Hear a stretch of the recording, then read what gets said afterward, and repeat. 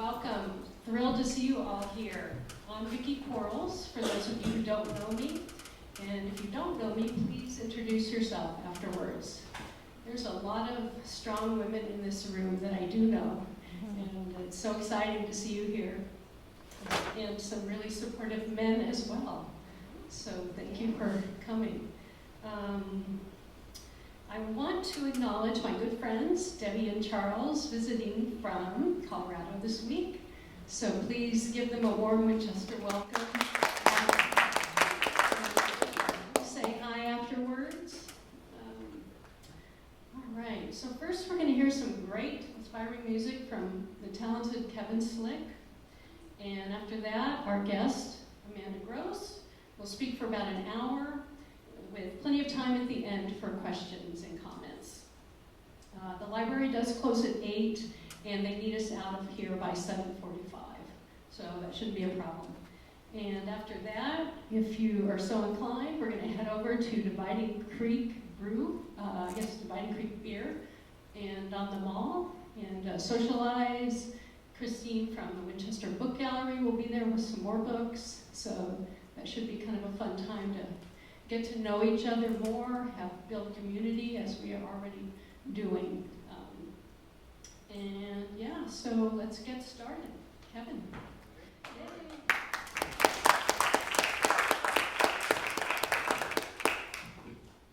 Thanks. All right. So Vicki asked about some inspiring music, and so this is what we've come up with. This is most of the songs you'll hear are songs I wrote, and this is one about how you can change the world.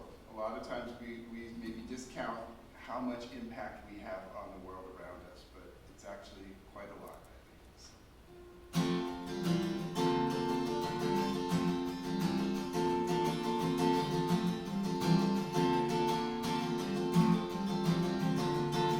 Have you ever noticed when the stone hits the water, ripples run forever, even if they seem to disappear?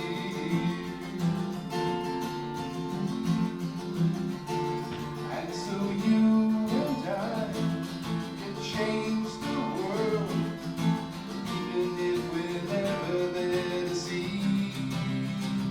Changes come, changes come.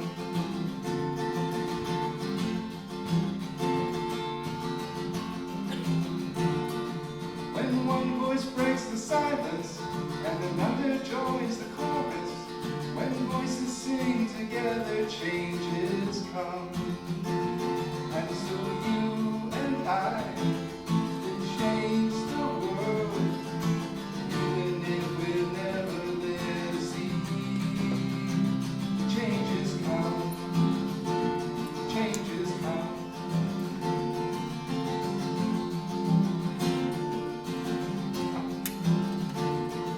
When we join hands together, we'll feel the strength forever. We'll turn the world around till changes come. And so you and I will change the world, even if we're never there to see. Changes come, changes come, changes come. Changes come.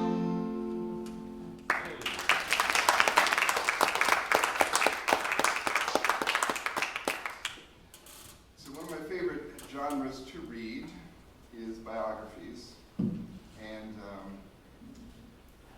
this is a song that comes from a biography that I read, and so as I often do, I incorporated some text from it, some quotes from the person in question.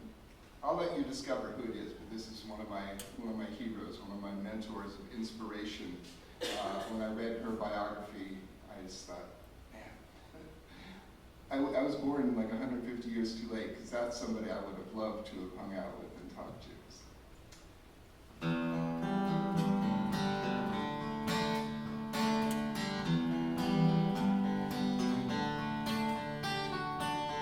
A woman walking down a northeastern road at the end of the day,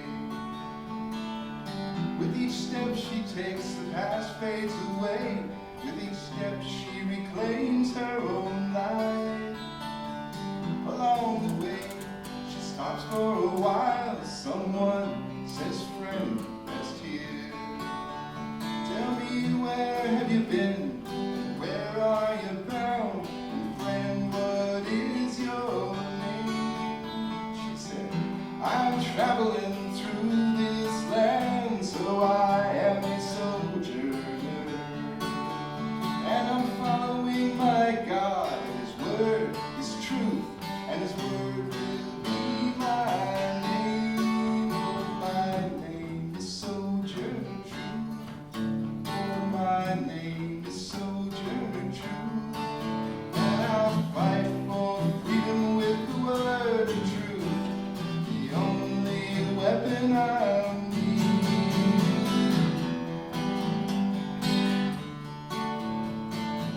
I'll sing a song of a strong woman, and I'll sing of the freedom fight.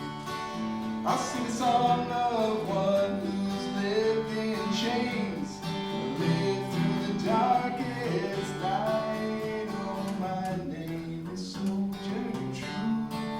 Oh, my name is Sojourner Truth. And I'll fight for freedom with the word of truth, the only weapon I'll need.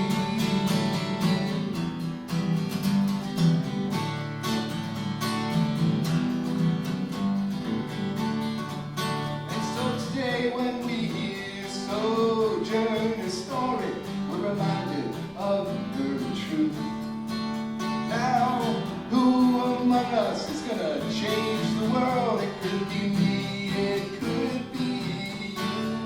If you gather your strength and take that first strong step, and a new life grows from the past.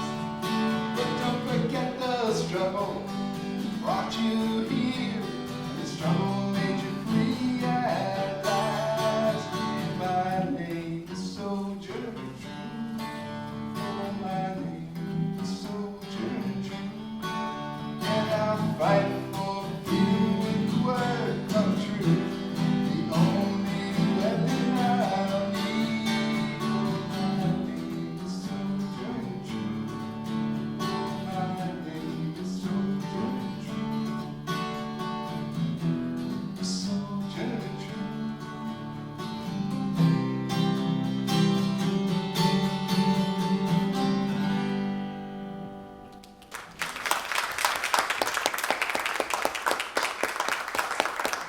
So if you've never read a biography of Sojourner Truth, do that. Do that soon, because it's an amazing story. Well, one of the things that's kind of unfortunate if you write this kind of music is you write a song, and then 40 years later it's still relevant when you're talking about something that change that needs to happen. But this is a song actually that came from watching change happen. I originally wrote it watching the change happening in South Africa. But now, hopefully, I'll be able to think about this as I watch the change that we make happen here. It's called Freedom Dance.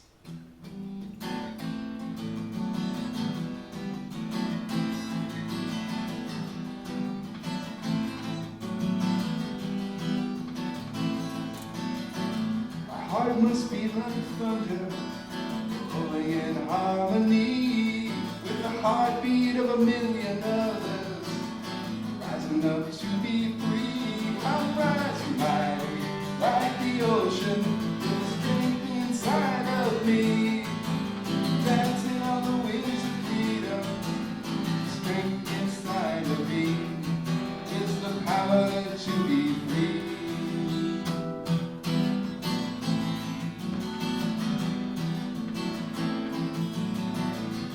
Be more than a witness to the beautiful changes I see, brought on by a beautiful anger that's demanding dignity. I'm rising high like the ocean with the strength inside of me, dancing on the winds of freedom. Strength inside of me is the power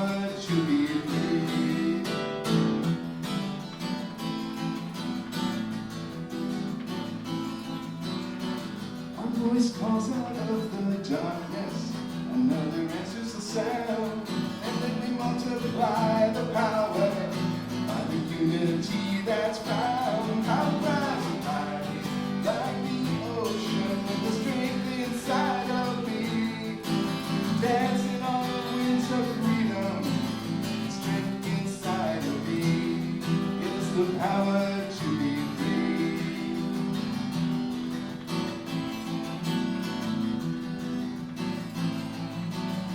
Nobody's free until we all are free. Nobody's free until we all are free.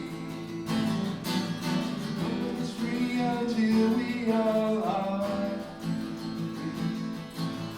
Nobody's free until we all are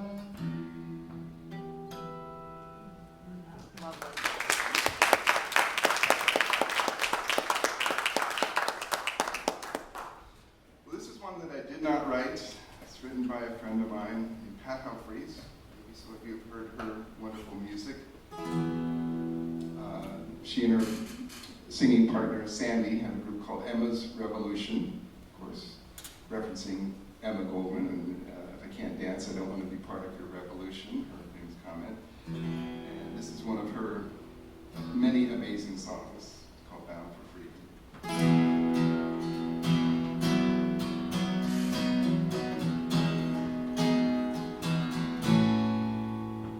In Montgomery and Selma, streets of Birmingham, people sent the message to the leaders of the land. We have fought and we have struggled, but we know the wrong from right. We are family, we are neighbors, we are black and we are white. Here I go, bound for freedom. May my truth take the lead. Not the preacher, not the Congress, not the billionaires, but me. I will organize for justice. I will raise my voice in song, and our children will be free to lead this world and carry on. Here I go, though I'm standing on my own. I remember those before me, and I know I'm not alone. I will organize for justice. I will raise my voice in song, and our children will be free to lead this world and carry on.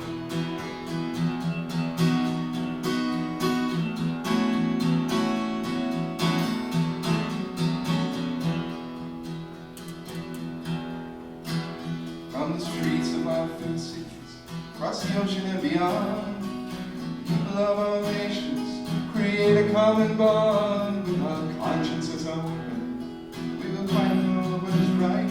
We are simple, we are brilliant, we are black and we are white. Here I go, bound for freedom. May my truth take the lead. Not the preacher, not the Congress, not the billionaires, but me. I will organize for justice.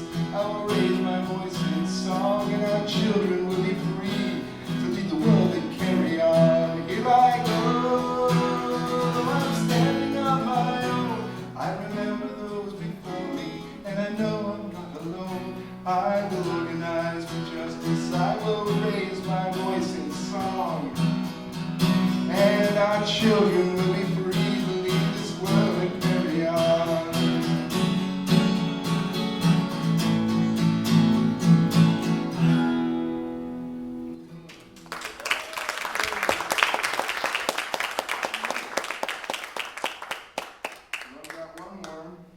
Another one of my reading a biography and being so inspired I had to write about it. This is based, well, it's telling a true story. As far as I know, it's a true story that involves Frederick Douglass. Towards the end of his life, a student, college student from Howard University comes to visit him at his house and says, you know, I'm looking for some way to make a difference in the world. What should I be doing with my life? And you'll hear the answer in the song. And when you hear the answer, remember it, because I'm going to expect you to shout it out at various points. You'll recognize right where you're supposed to do that. So here's the story.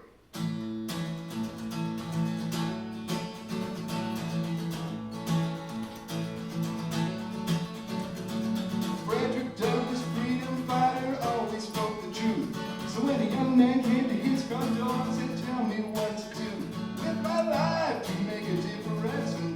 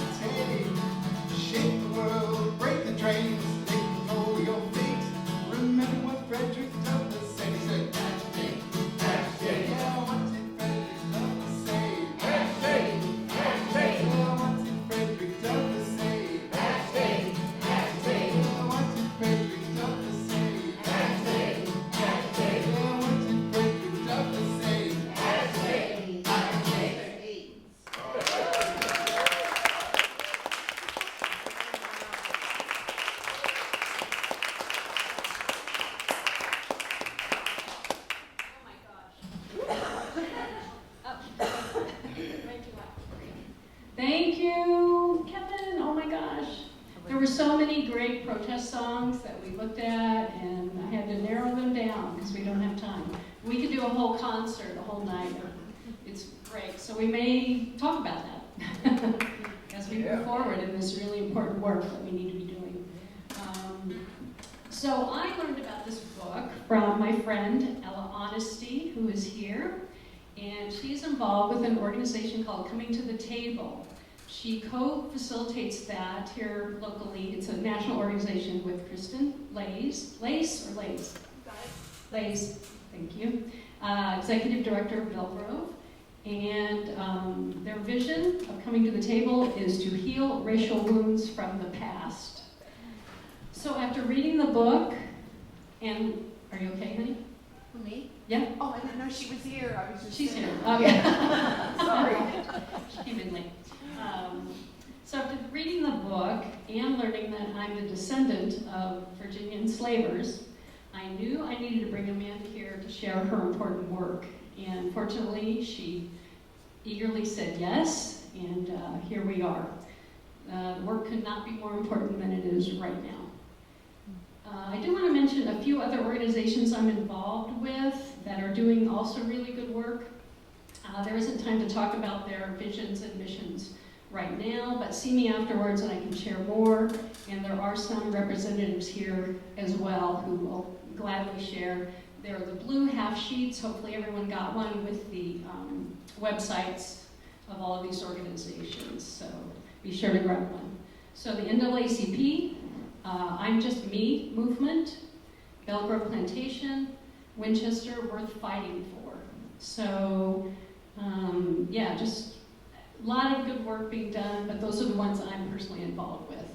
So, and yeah, I think now let's turn it over to Amanda and get started. I forgot to grab the sheet. Introduce. Yeah. So, Amanda K. Gross is an intersectional, anti-racist organizer, educator, and director of Mistress Syndrome, from which she organizes with fellow status quo and passing white ladies to heal from, disrupt, and transform the legacies of white womanhood. Certified at the 200-hour RYT level by Yoga Roots on Location's anti-racist Raja Yoga School, Amanda has an MA in conflict transformation and is a PhD candidate in expressive arts, where she has conducted autoethnographic research with family members about how arts and culture can support white settlers in sustaining anti-racist and decolonizing efforts. Amanda recently relocated to the Appalachian South on the stolen lands of the Cherokee and is reconnecting with the Southern racial justice organizing traditions within which she was raised.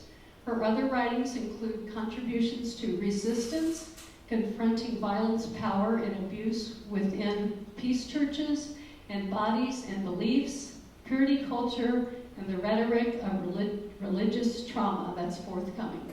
Find out more about Mistress Syndrome and other resources at mistresssyndrome.com, and that is on your flyer. So with that, let's bring on Amanda. Thank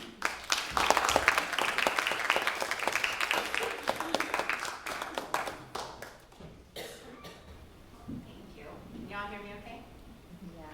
Yeah? Yeah. Thank you so much for having me. A couple updates to my bio since the book was published in July. I successfully defended my dissertation. That's something to celebrate. And then I was displaced from Asheville because of the storm.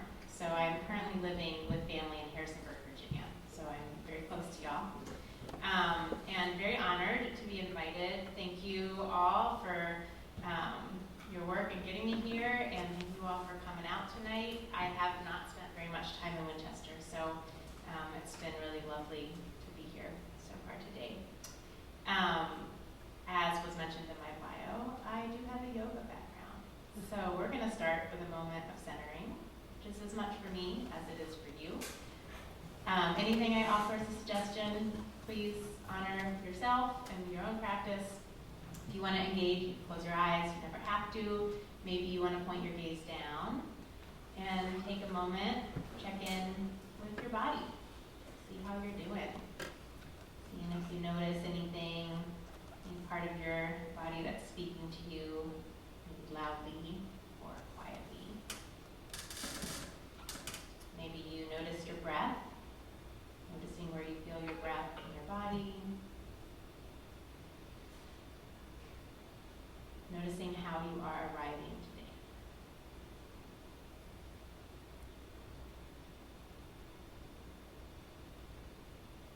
And then we also want to notice our bodies in space and time, including the history of the land that we're on, the indigenous peoples of the land that we're on, our relationship with them.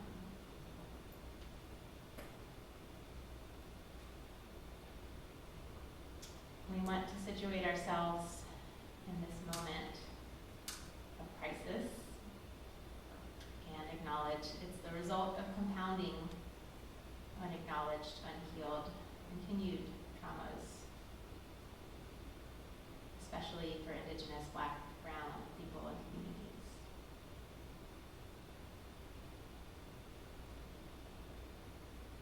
We also acknowledge, as was so beautifully written in the songs, that we are here in this moment together because of those historical and ongoing movements of resistance led by those most impacted. So if you want to join me in taking a breath in through your nose, and a long breath out, and then a breath in through your nose, and an even longer breath out. Acknowledging that your body is in this space today, and that is not nothing. We'll take one more breath together in through the nose if you'd like. Out any way you want. And you can open your eyes if they're closed and look around, acknowledging each other. I learned from the People's Institute for Survival Beyond that it is critical to know who you're in the room with. So we're going to do a little movement exercise. And if there's someone that you don't know in the space, please go introduce yourself. It'll take about 5 minutes. A little peek into the way I work as an organizer. My goal, being here as an invited guest, is also to support what's happening locally and for y'all to build relationships. So important, not just that you sit and listen to what I say. Also, I named a lot of really heavy things. So as a yoga teacher, I wanted you to get up and move your bodies. So 2 reasons why I offered that at the beginning. Now I'm going to say a lot of words in a row. If you've read my book or if you've seen it, it's long. So bear with me. But we also are going to do an interactive exercise. So it won't be all sitting and listening. And then there will be a Q&A. But I will first say some words. I'm Amanda K. Gross. The K stands for Catherine.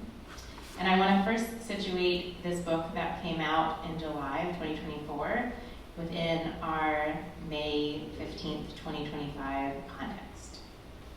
And in Harrisonburg today, there were 3 community members who were kidnapped by ICE. So I want to name that and bring them and their families into the space. We arrive in this moment within paradoxes of urgency. I welcome everyone in. This is a moment of incredible urgency, as authoritarianism and fascism has one foot in the door of the United States government. While the potential impact of that foot may be a new reality for many of us, that same foot has been on the necks of Black and Brown, Indigenous, Appalachian communities, and others since this country's inception. This present political and ideological crisis is both new and also not at all new. In such a moment of crisis, it is critical to act swiftly and directly. And also the danger of reactionary actions, especially without strategy, without contextual awareness or accountability to the most targeted among us, can put the lives of those most at risk in further jeopardy. One paradox of the moment is that while we must resist urgently, we must also slow down enough to move intentionally with accountability and coordination. Within this heightened sense of urgency exists the need to build the broadest coalition possible. We will need every body to push from all sides. But if our end goal is not only to get fascism's foot out of our door, but also off the necks of all of our community members, then we cannot push for a simple return to the American status quo. This element of paradox holds the need for a mass movement with a radical vision, one that gets to the root of all forms of oppression, one that does not pit us against each other, one that does not sacrifice few for the many or the many for the few. In order to get to that root, in order to devise a radical vision, in order to be able to hold the tensions of these many paradoxes, we will have to get deep. We will need to dig in with our histories, within our cultural norms, deep within ourselves, our bodies, our epigenetics, even deep within our family systems. That is what my work examining mistress syndrome aims to do. White Women Get Ready is a deep dive into the psychology, patterning, power, and positionality of white womanhood. It is an expression of solidarity.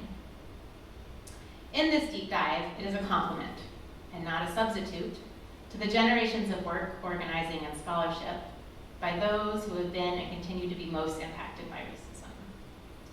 White Women Get Ready, here's the long subtitle, How Healing Post-Traumatic Mistress Syndrome Leads to Anti-Racist Change, is one way of grappling with these many paradoxes, of understanding our historical context and how white folks, and status quo passing white ladies in particular, can contribute to collective liberation and contribute what we need to do and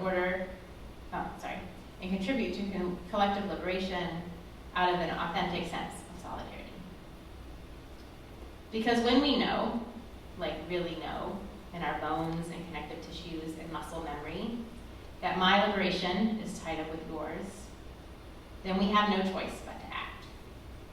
This frame of post-traumatic mistress syndrome, which I'll unpack further in a moment, offers us one way to get clear about how we, white women, are harmed by these systems, how we are complicit in the harm of others and ultimately ourselves.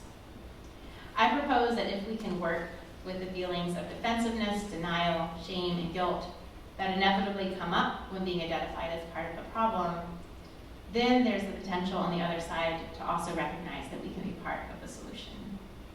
If we have the agency to cause harm, then we have the agency not to. If we have access to some level of systemic power, albeit qualified, of course, by other aspects of our identities, then we can leverage that access for systemic change. As more than one Black colleague has confided in me, if white women would get their act together, these systems wouldn't stand a chance. So it worked.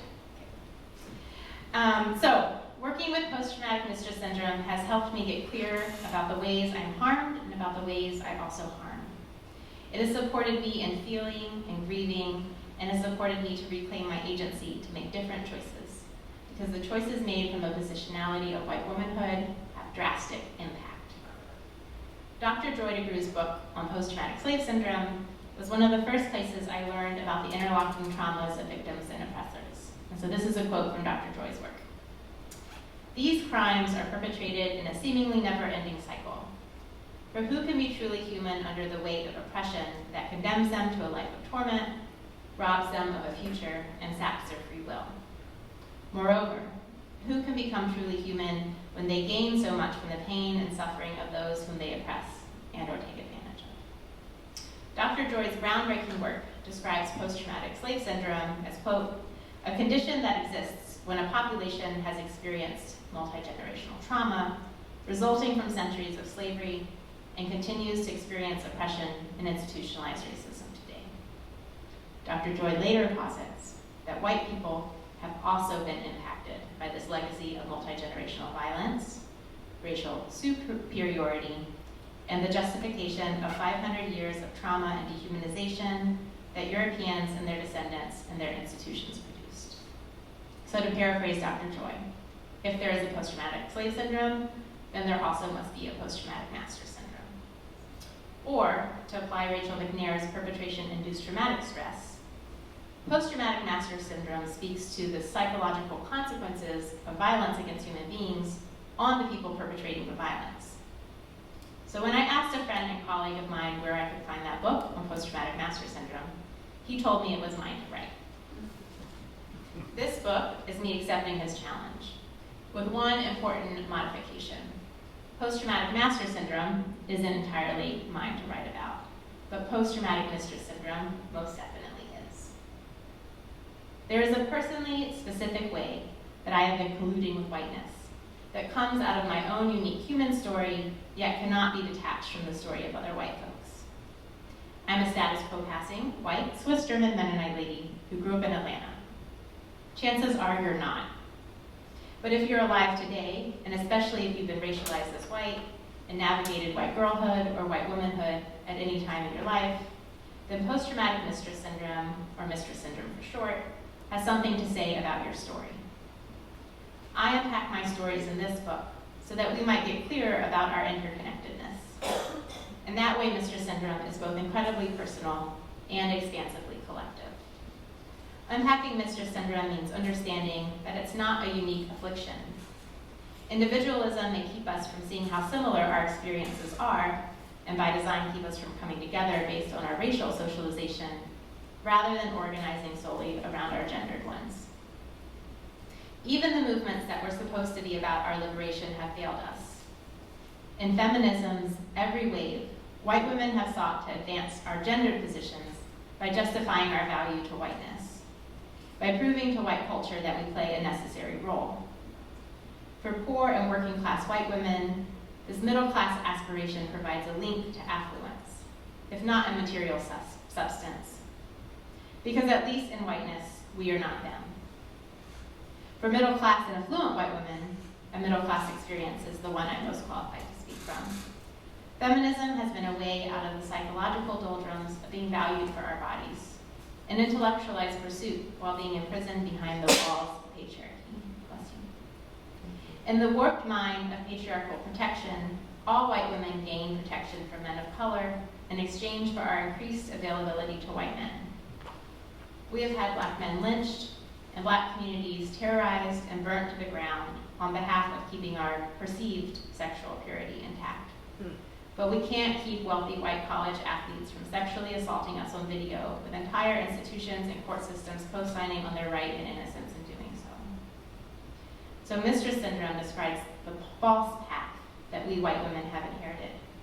We are both victims of these systems and active perpetrators of their harm. Mistress syndrome is also about dedicating every waking hour to helping, fixing, and saving others so that we won't have to do the difficult work of helping, fixing, and saving ourselves. Even though helping, fixing, and saving ourselves is exactly what we need to do with this information. As Dr. Joy writes, those who've been the perpetrators of these unspeakable crimes and those who continue to benefit from those crimes have to honestly confront their deeds and heal from the psychic wounds that come with being the cause and beneficiaries of such great pain and suffering. So I invite you, take a breath in and a breath out. Maybe you bring your arms up, breath in and a breath out. I was born into white ladydom, given a race and a gender in an Atlanta hospital in the early 1980s. Along with my name, pink dresses, which I still love, and Cabbage Patch dolls, there were immediate references to dating, jokes that boys better stay away, and hypothesizing about how my future white feminine sexuality would be fortified, kept pure while waiting for the one right white man to come along. I grew up a good little white girl, groomed to play by the rules and win, or at least maintain the flawless and effortless appearance that I was. And when occasionally I wasn't winning, my white lady mama would go remind the system that I was supposed to. At the same time that I was being conditioned to win at the perfect grade, the perfect body, and the perfect attitude, I was also conditioned to help support, defend, and ultimately defer my self-interest to God, the father, men, almost always white, including my actual father, and the church family. If not actually white in the pews, the dominant cultural norms, elevated history, and power seat of the Mennonite church I grew up in remain steeped in whiteness. There is an 1,100-page book to this effect titled Martyr's Mirror, which outlines approximately 17 centuries of dying for the cause, with illustrations. These stories of persecution and sacrifice became part of my cultural and religious vocabulary during congregational children's story hour when I was first introduced to the martyred stories of my ancestors. I was 4. And yet, my Mennonite ancestors weren't the only Europeans with tales of historical traumas. Many North Americans of European descent have likewise been connected to traumatic legacies. Whether or not we have personal access to those specific stories, European people groups often left Europe for a variety of traumatic and life-threatening reasons. Many of us either have ancestry in the peasantry and indentured servants who were expelled as class prisoners from England, or in Jewish and other religious communities who faced widespread terror and extermination from hundreds of years of state-sanctioned violence, or in European indigenous people groups who have been colonized for generations, like the Irish or the Catalans, or in more recent immigrant communities fleeing poverty, the world wars, and fascism of the 20th century. Much of the collective and historical trauma for people of European descent happened as a result of that dangerous social norm of European on European crime. Unlike the narrative of triumph that I learned in my Eurocentric world history course, Europe has been far from utopic. It has historically been a terribly violent place for the people living there. For thousands of years, Europeans brutalized each other, kicked each other out of their homes, and sent each other to perish oceans away. No wonder we have culturally internalized so much fear. My high school textbooks conveniently forgot to mention that thousands of years of normalized violence in Europe is what built America. That fancy timeline in the textbook centerfold with black and white photographs of factory workers and Model T Fords cheerfully proclaimed a linear progress of the American dream, but didn't show how generations of European traumas were key ingredients in the cocktail of whiteness. Even when war and violence in Europe was explicitly named, those books didn't say much about where the after effects went. Did they magically disappear the moment our European ancestors arrived on Turtle Island? Those history texts most certainly left out how the traumas traveled within the bodies of Europeans and muscle memory through DNA and in dreams. Imagine all that unmetabolized historical multi-generational trauma filling up boat after boat as Europeans set sail for what they later classified as the Americas, as well as the continents of Asia, Africa, and Australia. The word trauma may call up images of soldiers coming home from war, witnesses to mass shootings, survivors of sexual assault, and people who experience childhood abuse. Occasionally, the word invokes a more collective dynamic. Communities that survive natural disasters or have experienced prolonged armed conflict. But in general, and I'm thinking this is changing now, but in general, trauma in the narrative of dominant American culture indicates an individual's experience based on a traumatic event that is over and done with, in which there was normalcy before the traumatic incident occurred, and healing will result in some sort of normalcy afterwards. This one for and done is not how trauma usually happens. That is not to dismiss how traumatic experiences deeply impact us at the individual level, and we've got the science to prove it, but human experiences with trauma tend to be layered and recurring as collective and societal, rather than individually isolated, even though trauma often feels individually isolating. Our experience of it and our physical, emotional, and psychological landscapes are intricately connected to wider historical, cultural, and structural ecologies.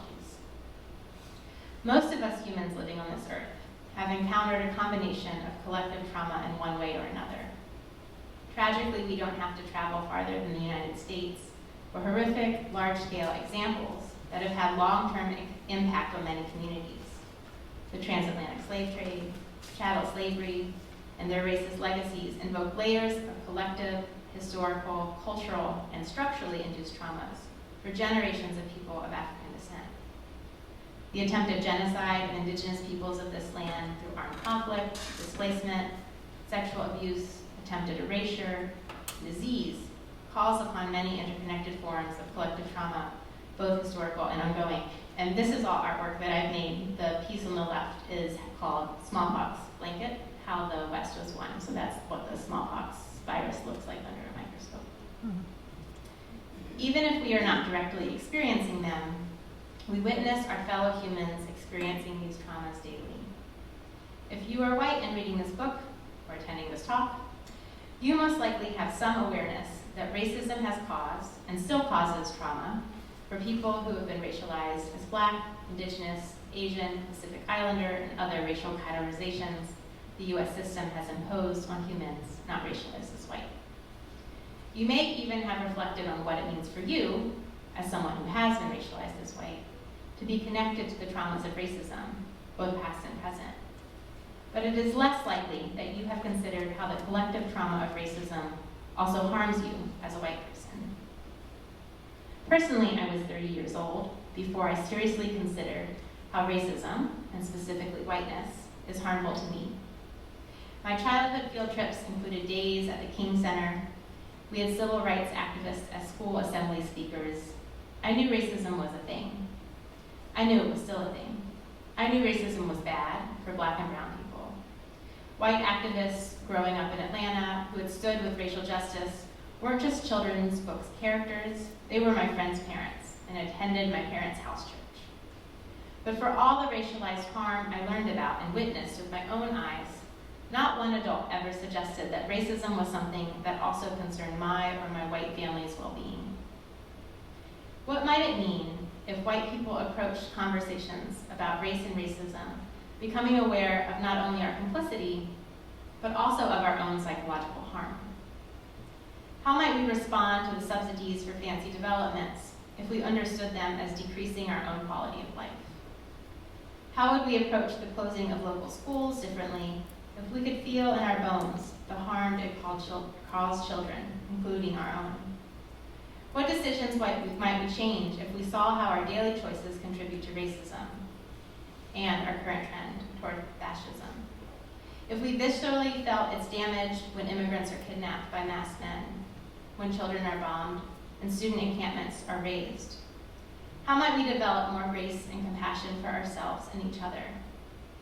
How might acknowledging and moreover feeling our interconnected traumas alter the choices we make with our bodies and in our social justice movements? How might we begin to show up in true solidarity, and how might it help us to heal? This is why understanding racism through the lens of trauma can be so helpful. Trauma is not just a static thing that individual victims experience, but a collective dynamic that whole societies and communities navigate, including those responsible for the traumatic events. We are all connected. In examining perpetration-induced traumatic stress, McNair draws our attention to the impact on the perpetrator of violence.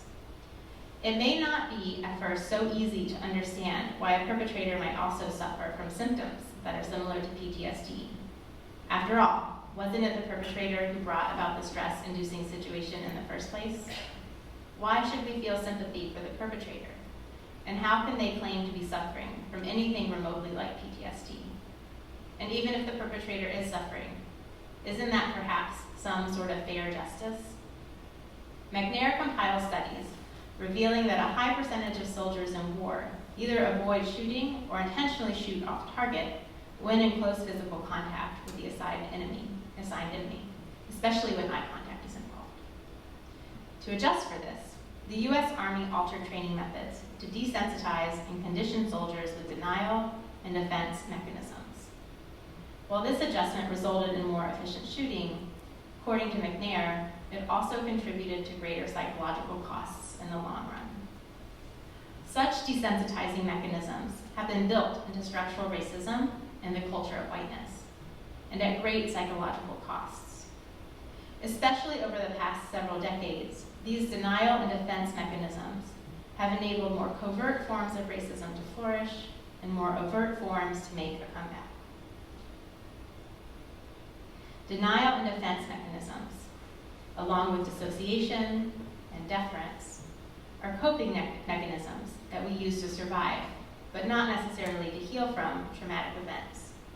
These 4Ds are embodied trauma responses, self-protective mechanisms that trap past traumas in our bodies so that we can continue to function within dysfunctional realities. I was first exposed to thinking about 3 of these 4Ds, defensiveness, denial, and distancing, or dissociation, through the People's Institute for Survival and Beyond's Undoing Racism workshop. These 3Ds were talked about as manifestations of internalized oppression, and particularly how internalized racial superiority for those of us who've been racialized as white. I noticed how closely these 3Ds align with the fight, flight, and freeze trauma responses. And then after I learned about the fawn trauma response, I added a 4th D, deference. Have you ever had a conversation with somebody about race and racism and encountered defensiveness or denial? Yes. Yeah? Has anyone not ever had that experience? Is this okay if you haven't? Okay, I think we're on the same page about that. What's an example of somebody getting defensive in a conversation about race and racism? How does that show up? Mm-hmm. I don't see color. I don't see color. I don't do that. I don't do that. Some of my best friends. Some of my best friends. Yes, oh, we've got these examples. What is the body language when someone gets defensive? Show me. What is that like? I see a lot of arms crossed, shoulders up. Mm-hmm. Yeah. Yeah. Eyebrows up. Sometimes a hand up. So that's that fight response. What about the flight response, denial? What would be an example of how denial might come up related to race and racism? My parents didn't raise me that way. My parents didn't raise me that way. Mm-hmm. Or Yeah, not talking about it, like silence. Absolutely. Don't look you in the face. Walking away. Don't look you in the eyes. Yeah, won't make eye contact. Yeah, if someone is so uncomfortable, they just leave the room. Can't engage. What about distancing or dissociation? And for distancing, we're not talking about that flight response. We're talking about the freeze response. So it's really dissociating, cutting off, going to the head, like intellectualizing, not being in touch with one's bodies or emotions. How does that show up? People saying that they didn't actually know the slaves themselves, and their ancestors didn't know it. Mm-hmm. Yeah. What about in the middle of a hard conversation?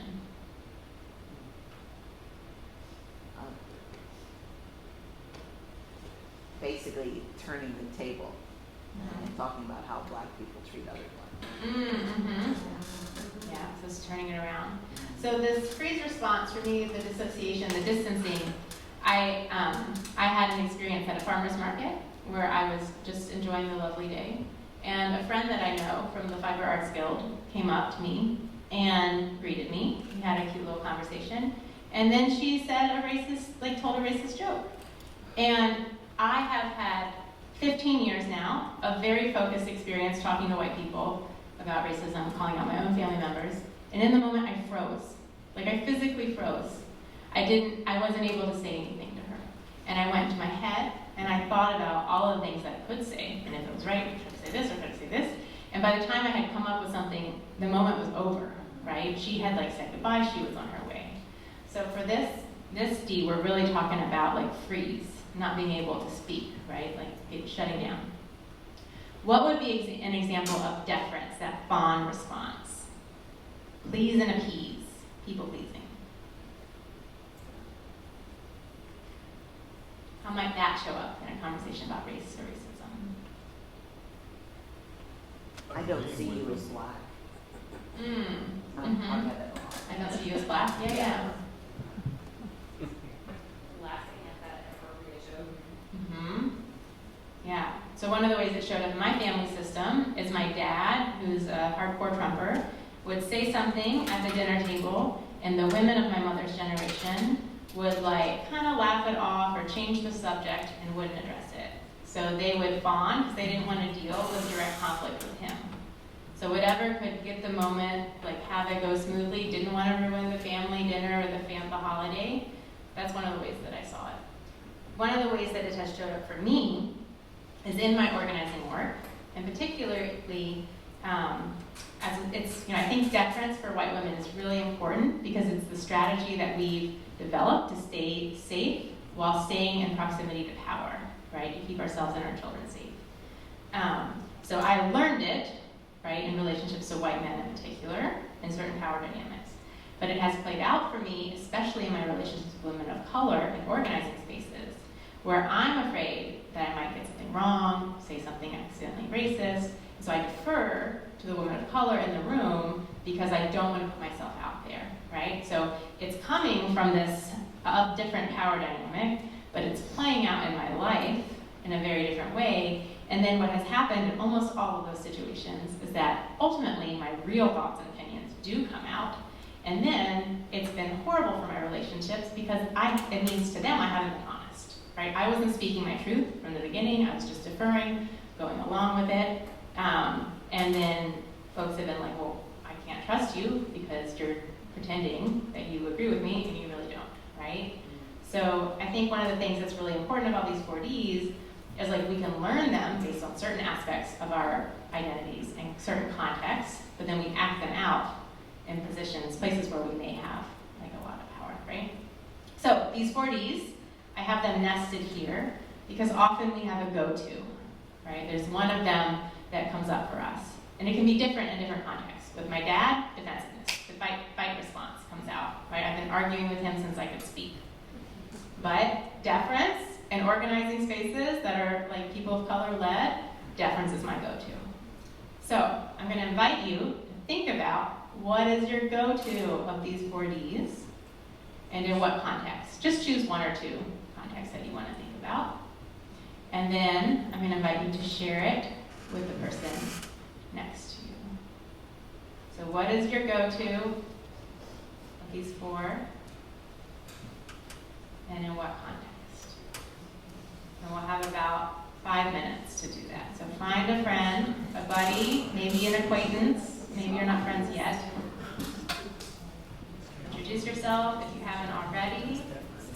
Pick a context. Make sure everyone has a partner. We are community organizing here, so we want to make sure everyone is included. Thank you all for engaging. It sounds like you found some things to talk about. Did any of these resonate? Yeah? Okay. So I guess I want to say if we were doing a workshop focused on the 4Ds, next I would ask you, how do you know when it's happening? Where does it show up for you in your body? So if defensiveness is your go-to, how do you know when you're getting defensive? Where does it feel in your body? You hold your breath. Mm-hmm. You feel in your chest? Yeah. What else? Jaw. Your jaw. Tight? Is it tight? Or what happens with your jaw? Yeah. Kind of goes to the side even. And then we would talk about or think about, really work on what's one thing you can do for yourself when it is happening in the moment. Breathe.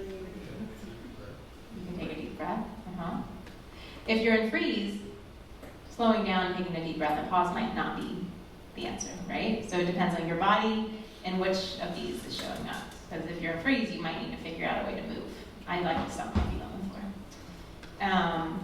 And then we would ask the question, where does it come from? So, in your own lived experience, in your family systems, cultural patterns, epigenetics, and that's really what a lot of this book is looking at. Where does this come from? Where do these trauma responses come from? So I'm going to read a little bit more. In Deep Denial, The Persistence of White Supremacy in the United States History and Life by David Billings, Billings chronicles how racism has continued despite the gains of the civil rights era. As the title points out, denial for white folks, especially for white liberals and progressives, has supported a myth that systemic racism is largely over, and that in the cases where racism still exists, we good white people are not responsible for it. I think our bubbles are being burst in this moment. As a Mennonite of Swiss-German ethnicity, my unique cultural religious identity has given me a way to opt out when identifying with whiteness made me feel too uncomfortable. This is not to deny how differences shaped the experiences of previous generations, with their distinct clothing, communal farming practices, low German language, and general avoidance of worldly things, my ancestors most certainly experienced being othered. But once my grandma unpinned her head covering and retired her cape dress to the cedar trunk, my family line pretty seamlessly waded into the segregated swimming pool of white Americans. Historically speaking, and even within those cultural distinctions, legal whiteness was granted to my ancestors upon their arrival on Lenape land. For those entering the colony of Pennsylvania in the 1700s, whiteness proved a systemic advantage that allowed them to practice their quirky religious customs. This racial advantage invited their existence in Pennsylvania, while at the same time, indigenous people on the same lands were experiencing a colonial policy of genocide. Mennonite and Amish cultural practices may have seemed strange to other European colonists, but as strange as those customs were, they were not only allowed to coexist. In some instances, they were invited as, quote, loyal foreign Protestants for the explicit purpose of settling indigenous land. That is a quote by Governor Gooch here in Virginia. And that's one of the reasons why there's a population of Mennonites here in the Shenandoah Valley. These celebrated aspects of identity for Mennonites, as a peace church, as a persecuted minority, as uber godly, have prevented me and much of my community from fully reckoning with our whiteness. The cultural identity of Mennonite has offered me a qualifier, a place of psychological respite. And I'm white, but actually accepting that I've been racialized as white frees up my energy to do something about it. Denial requires a whole lot of bandwidth. Take the efforts to deny the 2020 election results. Its denial required the spread of multiple conspiracy theories, the public consent of politicians, religious leaders, and other social media outlets, and hourly, continuous dog-whistling lies in order to fuel and maintain the fascist momentum of the past 5 years. But just focusing on 2020 for a moment, what if all of that energy of denial had been redirected to dealing with the pandemic instead? What if since then, all the organizing geared towards election denial have been channeled into building cooperative economics, or reducing carbon emissions, or addressing affordable housing? What if we directed our resistance to accepting our whiteness towards healing our traumas, ending violent systems, and uplifting humanity? Alongside the brutal violence of cultural oppression for enslaved African people, alongside the attempted erasure and eradication of indigenous peoples, of people's languages and cultures, stands the cultural trauma of white folks. I name this not to equate these traumas, nor to justify or minimize the atrocities that Black, Indigenous, and other people of color face. I name it to deepen and complexify our understanding of the role of racism as trauma and its interrelated impact on communities of European descent. I name it to help us contend with how unaddressed trauma reinforces the continuation of violence hundreds of years later. The first time I was challenged to consider the cultural loss for white folks was while sitting in a circle of chairs at the People's Institute. The trainer asked the white folks in the room, "What did your people have to give up in order to assimilate into whiteness?" This question got my wheels turning. I can trace my ancestry directly back to Switzerland and Germany. I know English is not the native tongue of my ancestry, yet English is the language my parents spoke to me. It's the language their parents spoke to them. It's the language I think in and that I write in. It's the only language I have fluency in. Even though I am a person of European descent, my tongue and mind have been infiltrated by American English, just as white people too have been infiltrated by whiteness. So what did your ancestors sacrifice for this assimilation? Most did not pass down their languages on purpose so that their children would succeed in an English-speaking world. Many Europeans changed their names. Henry Ford, among other corporate bosses, established schools to condition European immigrants into white middle-class cultural norms. Such Americanizing schools ensured a more compliant industrial workforce and are the predecessors of our contemporary public education system. The consequences of these cultural losses were not unintended. Our European ancestry was slowly bought off as they bought into the material and identity-based advantages of whiteness. In exchange for a seat at the whiteness table, Our families saw the depth of our diverse cultural legacies, but, and I'm hopeful this is beginning to change, we typically don't talk about our cultural losses as a racialized transaction. A legacy of silence insulates the cultural loss that whiteness has demanded. Evening dinner time was an important staple in my family of origins diet. It anchored our days. No matter the activities, after school and soccer practice, piano lessons or homework, in the evenings we came together around the oval oak kitchen table to enjoy my mother's home-cooked meals. Before we were allowed to dig in, we prayed over the food. Occasionally, and these were my favorite, singing a song counted as saying grace. At some point, we began to end family dinner time with another type of religious ceremony in the form of family devotions. I have a hazy memory of an animal illustration on the front of a white booklet. Several of these booklets fit vertically into a standing box. Each one had an animal paired with a story and a thematic virtue like purity or chastity for my little brother and I to aspire to. While I don't remember them specifically, sorry Dad, I do remember that my mother wasn't as into them as my father was, and that eventually they stopped and we went back to ending family dinner by asking for permission to leave the table and clearing our dishes. In many ways, our family dinner and devotion rituals are a story about whiteness, specifically about its silence. In the roughly 3,983 family dinners of my childhood, there were many conversations about what it meant to be a Christian, and some about being Mennonite. Rarely there were conversations about race and racism, but never in my recollection did we have conversations about our whiteness. To borrow a concept from the Little Book of Trauma Healing, this conspiracy of silence not only maintains a dominant white culture throughout extended families, but also prevents the, quote, grieving and mourning that has never taken place regarding cultural trauma for those of us that have come to be called white. At the intersection of denial and perpetrator-induced traumatic stress sits a cultural pattern, chosen trauma. Silence discouraged family conversations about whiteness, but like the tales of my martyred ancestors, there are trauma stories that we do repeat.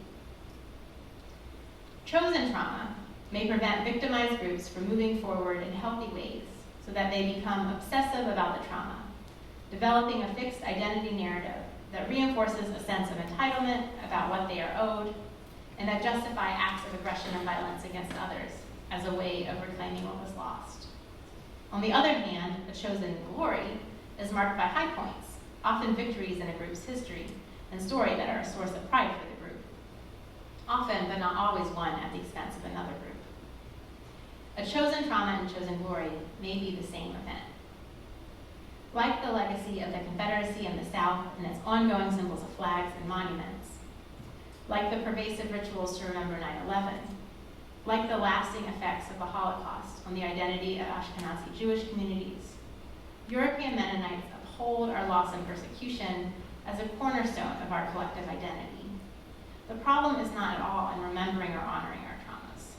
The problem is that our chosen trauma, chosen glory has become a monolithic narrative around which our identities solely revolve. This over-identification with our chosen trauma, chosen glory prevents us from learning the full scope of our histories, which includes the history of our assimilation into whiteness, role as settlers on indigenous land, and our contributions to U.S. imperialism, capitalism, and militarism. At its roots, this over-identification with victimhood prevents us from healing and prevents us from working to repair the harm we've helped cause. Keeping these chosen trauma, chosen glories in place requires a tremendous amount of energy. It blocks us from getting specific about the harm we are connected to and curbs our curiosity about what is in our power to change. What then is the psychological impact of this victim mindset for people who have come to be called white? This impact includes the inability of individuals of ethno-national groups as a direct result of its own historical traumas to empathize with the suffering of others, leading to little guilt about committing retaliatory violence. With racism already institutionalized, many communities of European descent arriving in 18th, 19th, and 20th century North America accepted the categorization of white, along with its complicity with violence. Our chosen trauma, chosen glory stories erase the history of how European immigrants use deliberate and strategic admission into the police force, union organizing, land grabs, and segregated neighborhoods to prove allegiance to whiteness through direct violence towards Black, Chinese, and other communities of color. So, in reading this book, you are opening yourself up to considering these ancestral questions too. I invite you to get as specific as you can in investigating your own family stories and examining your own cultural legacies, and holding the traumas of your lineage tenderly, vulnerably, and courageously. I'm extremely grateful for your openness to engage with my stories. Thank you for being here and for grappling along with me in these questions. It can be an uncomfortable and lonely road, but ultimately one, I believe, that is in the service of our collective healing. That is if we are willing to turn and return towards the pain. As Catholic priest Richard Rohr has named, pain that's not transformed is transferred. We cannot transform that which we do not grieve. We cannot grieve that which we have not acknowledged. Unacknowledged, ungrieved, and unmetabolized, the lasting collective psychological effects of post-traumatic master and mistress syndrome linger on. We pass it down and we pass it down. Cycles of trauma repeat. Trauma expert Gabor Mate makes a distinction between trauma and traumatic events in a way that I haven't necessarily so far. Mate says, trauma is not terrible things that happen from the other side. Those are traumatic. Trauma is that very separation from the body and emotions. So the real question is, how do we get separated and how do we reconnect? Because that's our true nature. Our true nature is to be connected. That is the work that this book aims to do, to be with these questions. How have collective and historical traumas separated us? How have they forced a separation of mind from body, of individual from community, of human from earth? Moreover, how do we as humans with bodies, as people racialized as white, as status quo and passing white ladies, begin the process of reconnection? And the last thing I'll say is I have learned from working with Indigenous elders to think of art as the medicine. Stories are the medicine. It is my hope that the stories my book tells will help us to acknowledge, will help us to heal, and will help us in this moment of crisis and urgency to move together in big and radically different ways. Thank you.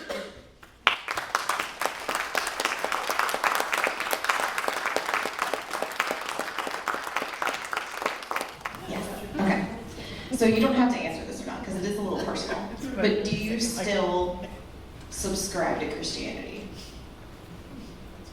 Well, there's so many different interpretations of Christianity, and so I think that, my work and what has driven me writing this book is based on following Jesus' way, and so, that is very meaningful to me, and my Anabaptist ancestors also, I take a lot from Anabaptism and those ways of interpreting scripture and Jesus' life. So yes and no, but it kind of depends who's asking and what that word means. Right, I ask because I have such trauma surrounding religion that I had a therapist tell me one time that I can't tell the difference between spirituality and religion, which is a personal problem for me, but reading your book, I kind of wanted to know what you thought of it, and I also wanted to say that I love how organized your book is, because now that I've read this, then I can go back and read all the other books that everything is just out there. It is, I know that had to be really hard to do, so I appreciate it. Oh, thank you. Yes, and it is a long-looking book, but the back is further resources. There's a whole back section, which is further resources in the bibliography. Yeah, So it's not all my words. Thank you. Yeah. Other questions? So you get to be brave, both in asking your question and walking to the front. It's not so hard. I was wondering about the artwork. It was all that yours? Yes. I wanted to have each one, explained as we went, because it's so incredible. But I was curious about two motifs that I saw. One was skulls and one was Band-Aids. Okay, what was the first one? Skulls. Oh, the skulls? Yeah. This one? With the skull there? Or There's one there, and then Back back with the two Mennonite ladies? Oh, yeah. So this one is called Cycles of Trauma. And so the quote on the left is from the Martyr's Mirror, and it's talking about in the year like 1280 something. And then on the right, I was interested in like making the invisibilized visible, and so like developing a visual vocabulary for whiteness, which was what the Band-Aids were about. And so here I have a couple things like the smallpox on her dress, the sleeve of the U.S. flag on the back of her dress, and then the tires of the tractor. So I was also thinking a lot about how there's this Bible verse that gets quoted a lot, which is turn your swords into plowshares, but that plows actually were the form of violence against indigenous people in this land by my ancestors. And so tractors being a more like modern version of that. And so the tractors are also, these are slave ships, the ones that were used in the abolitionist posters. And then skulls as a symbol of like the death under the earth, like in the farmland with the corn. And I'm sorry, what did you say the Band-Aids were a symbol of? Well, I was working on developing a vocabulary, visual vocabulary for whiteness. And so this is changing, but for a long time, the only Band-Aids that you could find were like kind of sort of close to my skin color. I mean, not exactly, but like right pasty pale. And so I was working with like the pastiest Band-Aids I could find and using that as a symbol of the way that whiteness is both normalized and rendered invisible. Yes, So I was quilting and doing other things with them. They're really hard to sew. thank you. So the question is layered. Yeah. It's how to broach conversation with African Americans about the banning of books, and also the ways that I'm hearing around gender, like transgender issues, get lumped in with banning books around specifically Black history, and seeing that those things are different. Yes, particularly where libraries are concerned. You Yeah. know, it's that whole, they're teaching this, no, they're teaching that. Yeah. Yeah. Yeah. Well, I don't know if this is speaking like how to talk with African American folks, but what comes up for me is I'm part of immigration support work right now that's happening in Harrisonburg, Virginia, and we've had a lot of white folks come who are very upset about what's happening in general, right? And so our messaging, which originated from Abolish ICE, has, someone came up with the sign, tariffs hurt truckers. And so we're at a place right now in that conversation. So I think there's some parallels here, where it's like that is not at all specific to how our group has formed and the messages that we're trying to uplift, even though it's connected, right? But because the focus is on trying to convince, I think, moderate and right-leaning white people to get political, it dilutes the focus on the people who are most impacted, right? So what I'm hearing from your question is similar, that there's a very specific history of oppression and history of resistance as well in Black history that's being targeted by banned books. And if we make it about other parts of oppression, other ways that oppression is playing out, then we can really not only lose what's important there, right? But then we get distracted and then our focus is elsewhere. So I would say what's so important for me is understanding the intersectional pieces and continuing to be really specific. We can't lose that's the accountability part to people who are most impacted, right? We can't lose that what we're doing needs to be focused on their liberation just because we want to build this broad-based coalition. So that's not exactly about engaging with African American folks, but I think being able to be specific does signal to people that they're gonna not get lost, that their needs and what they're experiencing is not gonna be eclipsed by other stuff. Thank you. Yeah. And both and, right? But we have to be specific. We can't.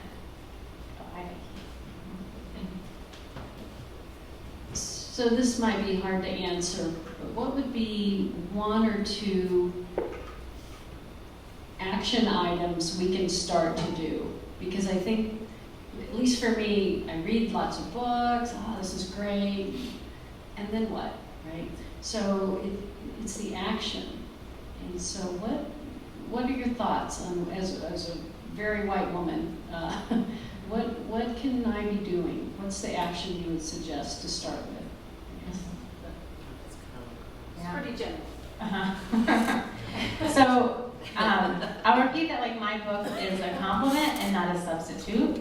And I think it's really important that you are, I would say, to be organized locally and to find out who's been organizing for a long time, not just in this moment of urgency, and what is the work that they're doing, and to go and show up if you haven't been involved in organizing and listen, right? That hasn't been something that you've done, to start by going and listening, and do this at the same time, right? So like one of the reasons why I wrote this book was because it wasn't, I didn't write this book to convince white folks that racism exists, right? This is a book for white folks who already like have a sense that racism exists, right? I'm not trying to convince anyone, that's not my readership. But there are all these white folks that know that racism is a thing who are like, we're not effective because we're in these. And we show up in our multiracial, multicultural organizing spaces out of this. And it sucks all the energy that needs to be focused on banned books, right, addressing that, into the dynamics that are then happening like in multiracial spaces because we're showing up out of these. So I think this is not a book, it's written by one white woman, it's not a book about what collective liberation is, right? I gotta stay in my lane. Like the people who are closest to the problems are closest to the solutions. And so I wasn't trying to write a book that is like outlining all of these steps, because that comes from collective action. That's not an individual thing, right? And it needs to be led by the people who are most impacted. But this is the work that we can do, the internal work that we need to do, so that we can better show up in those spaces. Do you still go to Thanksgiving? The holiday formerly known as Thanksgiving. How is it, dealing with the old man, right? Okay, we all have parents that at some point we had to make that break with. Yeah. And some of us, there's your 4 Ds, right? Mm-hmm. You choose which path you're going to deal with that person with. Mm-hmm. Yeah. I unpacked my relationship with my dad a lot in the book. And I did my dissertation actually with my family members about what I had written about them in my book. And I didn't include him. I did not invite him in that process because I knew it would be disruptive, right? And also I love myself. But I have offered him the opportunity to read it and have dialogue. And he has not taken me up on it, but he did ask for a signed copy. So whether that's just like sitting on his shelf or if he's engaged with it. But I mean, a lot of my journey and what I describe is like coming to a place of more compassion for him and for myself. And especially because I would not want to read a book that he's written. Like I would not be able to get through 3 pages of it without being so activated that I couldn't read it, So did you sign it on the last page? No. But the book ends in a moment when our relationship is actually in a really incredible place. And then since then it's changed, right? That's not where it is a year after I wrote that. But I will say one of the things that I write about is there was a moment when I changed in my approach and I realized that I had been trying to change him. And for me, that's incompatible with unconditional love. And it's a way of forcing. I was trying to force him to change. And once I released trying to force him to change, our relationship, for me, got a lot easier. And I got more strategic. So if it's just him and I, and he wants to get into ridiculous stuff because he causes a lot of trouble and take all my energy, I don't engage. But if it's him and I and my little cousin at the table, I'm going to engage because it's not about him, it's about my cousin, right? I didn't have an example of a woman that was his peer engaging him. It was just his word in silence. And so it's so important for my cousin and for the family culture and everybody else at the table. It's not about him. And that's really helped me like be strategic and not get as strained by it. It's ongoing. It's ongoing. So I'm curious, Vicki introduced this book to me, and I'm a racialized white woman, and you are, and that's where your exploration and growth and writing a book like this, White Mistress Syndrome. So what would you say to men? And you said you wouldn't write the Master Syndrome. Yeah, not my book to write. Yeah, but It's not my book to write. it's not your book to write. So, I think Charles will probably read this book, but I don't want men to not read this book because they don't think it applies to them. So how would you address that? Well, I've had 2 white men in their 70s read the book and tell me how surprised they were that it felt so relevant. So I don't know if that's an endorsement. But I think we need a book on post-traumatic master syndrome. And obviously it's interconnecting, right? It's interdependent. These are interdependent traumas. So I think there's a lot in there. I mean, gender, I talk about the history of gender in Europe too. And I think that's really important for everyone to be in touch with. Like the binary ways that gender was binary and developed in Europe, and patriarchy has this 1,000-year history in Europe. And then what did Europe do? It colonized other parts of the world and took that understanding of patriarchy and gender with it, right? So these systems have been built on top of each other. I think it's important to, that was a big part. Chapters 1 through 4 is looking at that. Thanks. Full disclosure, I have not read the book yet. But one thing I observe in white women, and I'm not sure exactly how it fits in the 40s, is guilt. So, and I try to interrogate myself this way, but I just observe in many, especially people who've lived through the 60s, I notice, just vocalizing a lot of guilt, and it frustrates me because I feel like it was a station on the train journey to something else, and I just see people stuck in the station. I shouldn't be judging, but I am. Yeah. No, it's frustrating. I had a very wise white teenager tell me that guilt is just another form of self-hate. And so I think of it as well as guilt can tell you something, but then if you stuck there, I talk about guilt as this diva, and you can let it in, you can greet it at the door, but then you can invite it in, you can let it lie in your chaise lounge and feed it supper, and then you can give it dessert, and you can perpetuate your guilt, or you can acknowledge, okay, this is really uncomfortable, and what am I gonna do about it? There's also, I quote an article by Eula Biss about white debt, and she references Nietzsche's work and says that the origins of the German word for guilt, Schuld, comes from this idea of material debt. And so it's actually, we feel guilty because we owe, right? We owe material things. So as long as we owe, there's that guilt is going to be there. But it's not this psychological, I need to feed my guilt diva. It's what do I need to do for restitution and reparations and repair? So it can be kind of a distraction. Okay, I think one or two more. Or do you have a question? 2? Okay. I'm curious, I appreciated what you were saying about the immigrants coming and fleeing tragedy. I'm curious why today's administration wants to make us all believe that white people have always been here and we're the only ones that have been here. And what is the strategy behind that, and how can I fight that strategy? What do you think the strategy is? Well, it's oppression, obviously, but as a white man, it's hard to come up with an argument in my mind, I guess, that would fight that. So you point out that we all come from trauma. But it seems as though the people in power now have just glossed over that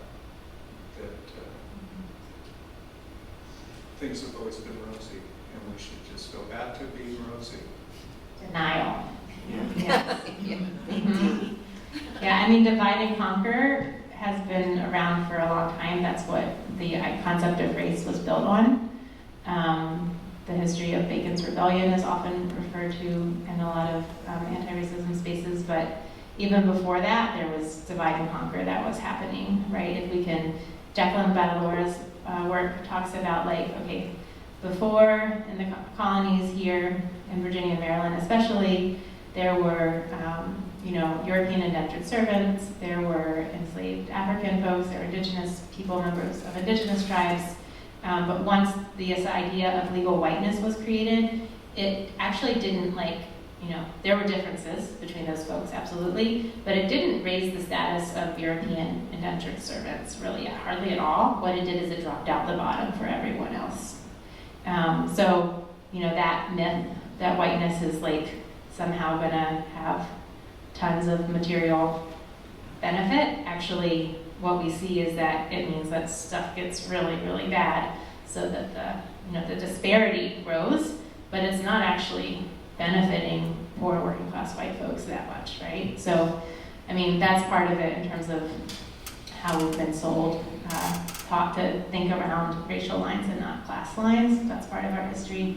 And divide and conquer goes back to, I talk about the witch hunts in Europe and reference Sylvia Federici's work too, that during that era, peasant women or women and older women were targeted as witches, and they were the keepers of the peasant revolts of the movement knowledge, the cultural knowledge, and that's why they were targeted. It was, okay, we can divide peasant communities based on gender, which really worked.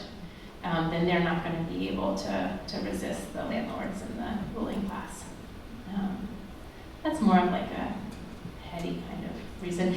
But also trauma, I think, is huge, right? It's unhealed stuff that is happening. And so I think if we keep that in our mind, that it's unhealed trauma is happening now, then we can have a more humanizing and more compassionate approach. Which for me, compassion doesn't mean we don't have very strict boundaries and resist in important, critical ways. But I think it helps orient me in a place that's more humanizing and not coming out of this rage defensiveness. Thank you all so much for your incredible questions.